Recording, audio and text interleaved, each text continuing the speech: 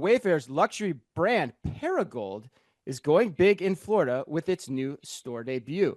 Wayfair has opened its second Perigold banner store, a nearly 30,000 square foot, two-level location at City Place in West Palm Beach, Florida. I know that's Anne's favorite vacation spot in Florida. The opening follows the luxury brand's brick and mortar debut earlier this year in Houston, and it also comes as Wayfair is expanding its namesake brand with a large format concept. The store houses more than 150 luxury home brands across furniture, decor, and lighting, with many products available to take home or ship within a week. Also unique to the West Palm Beach store is a dedicated sleep center where customers can explore premier bedding in a boutique-like setting. The store also offers an expanded assortment of kitchen appliances, offering shoppers the chance to experience luxury kitchen design solutions firsthand. Manola, 30,000 square feet for a new Wayfair Perigold store is pretty darn big. Would you have greenlit this idea? I mean, my first reaction when I saw that, I was like, ooh, I want to go there. And then my kind of business hat came on. I was like, there's no way that's profitable on like a four Really? wall. That was my gut reaction, right? Yeah. I think there's a couple interesting things, right? It's kind of, we've seen other players in kind of that luxury space, Restoration Hardware build these kind of mega flagship stores, Right. very high-end finishes, very expensive real estate, big, Mm-hmm. big moments. I think it's a brand building Mm-hmm. exercise in some sense. But the other thing that caught my attention is when they get to talking a little bit about there's product that you can take home that day, I was like, oh, maybe it's like a Lux IKEA situation, right? Where they're Right. monetizing the experience a bit more. And I think another thing that was interesting is, they're saying a lot of the inventory being available, a week out. That's remarkable, honestly. If you try to buy furniture anywhere else, high end, lower end, it can be months, right? And then you're Yep. sitting, you don't have a sofa, you're sitting Mm-hmm.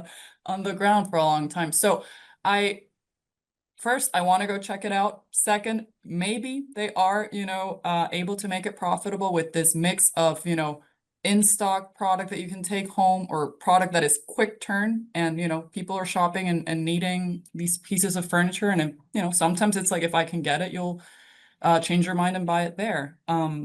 Also thought the sleep was interesting because we had seen a lot of kind of going digital for the sleep Mm-hmm. category, right, with all these kind of memory foam mattresses Mm-hmm. and whatnot.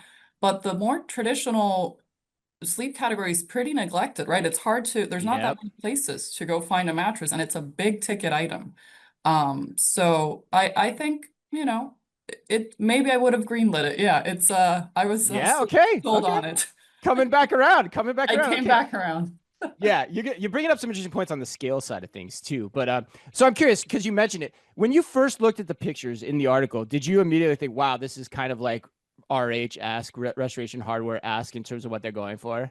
It did give me that sense. They have a different aesthetic, but it has that Yeah. kind of very grand, very, I took my kids to the RH store here in the meatpacking district, and they were like, "Mommy, what is this museum?" They're like, "Oh, this is Yeah. like Right. so, grand, and it has that like very upscale feel." I think this has, nods to that, right? It feels grand.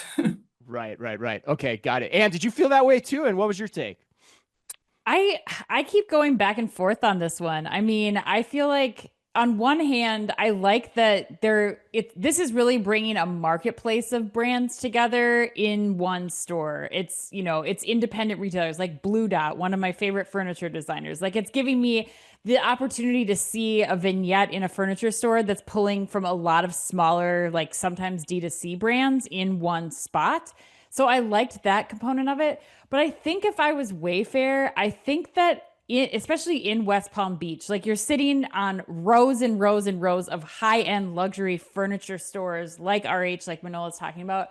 I almost wonder if I wouldn't have gone with a more cohesive Wayfair brand strategy. So not just Perigold, but also like giving people the opportunity to like cross categories a little bit more. So like maybe you don't need a $7,000 lamp next to your $15,000 couch. Like could you have a lamp from another, like could you use this as a real opportunity for the designers at Wayfair to like create a room that's a good mix of high and low? Because I think that's how real people shop. I don't think that most people are going into RH and are like, buy the whole room. I'll, here's, hundreds of thousands of dollars. So I think if I was Wayfair, I think the more differentiating point here would be how do I showcase my product in a luxury street environment in West Palm Beach, but show that there's like you can have the best of both worlds. You can have a low end and a high end in the same room and have an affordable, very beautiful looking room. So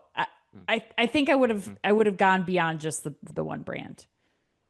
Interesting. See, I think from a merchandising perspective, what you're talking about is really hard to do. It's really hard to show luxury alongside value. And so I think that's a tough concept to me. And I'm curious because I want to go to Lisa too and see if we continue to share the same brain here on this podcast and a numerous podcast now at this point. Like to me, this is a signal that, and I think it's a good signal that Wayfair doesn't know what its identity is in the physical world. They've got the big play against IKEA, where they're seemingly going after that. They're continuing to expand it. And now they've got this play in the territory where they're like, look, it's funny to me, it's funny that all of our minds went to Restoration Hardware because Restoration Hardware, there's a lot of margin in Restoration Hardware that they could go after. It's very similar to any of like the mom and pop furniture stores that you see everywhere else that play in the luxury space. So it's not really that differentiating. Feels like they're trying to take a little bit of a piece of the Williams-Sonoma angle here too with the appliance side of things. And so like, okay, yep. Could it work? Could you grab some of that share in the luxury market? Because the other important thing here that they can do better than anyone is they have the national scale of their logistics behind them to get the product to them quickly, to get the service that you need around like knowing when your delivery comes, because that's a big pain in the butt when it comes to furniture. So I like this as an experiment, and who's to say in the long run, does the large store IKEA play out as the way to go? Does the luxury play out as the way to go? Is there something else that they can concept or come up with? But for that reason, I'm with Manola. I think ultimately I greenlight this. But Lisa, what do you think? My first reaction was, yes, I'd greenlight it only as a test and learn, which I think a little bit, Chris, is what you're saying is what do I learn from this? Exactly right. So that I can figure out what the next expansion play is. My mind, like the three of you, went to RH is struggling with those museums financially, right? So they better take a chapter in learning from that, thinking about the locations they went to, right? As another thought. I love the test and learn, but Anne, what I will say, what I did jive with what you said, even though Chris said it would be hard to do, I think the best retailers from a merchandising perspective, if they could figure out how to show the high-low, could be a huge unlock. Because if you there's no one else doing it. Yeah. No, and not even in apparel, right? In a way that shows up. And that is what the consumer does. And I think, we go back to our conversation about the high street is how do you blend that? Because the kids, the Gen Zs are figuring out how to mix, kind of bargains with their best pieces, especially going and hitting up the vintage stores and things. So I think if someone can figure it out in any category, I think it could be quite an interesting play to be a competitive advantage for Wayfair in the furniture space, because while they're competing with IKEA, but now they're trying the luxury high end, how do they blend it? Right. And no one else can do that besides Wayfair. I mean, no one else has that assortment that can offer up, RH won't. IKEA can't go up market like that. Like they're the only ones who can do it right now. It's like the house of brands, right? I love that idea too. Yes. Well, and then the question is, do you invest in it in physical stores or do you just play up that angle online too, right? That's the other $64,000 question here, which I don't know the answer to.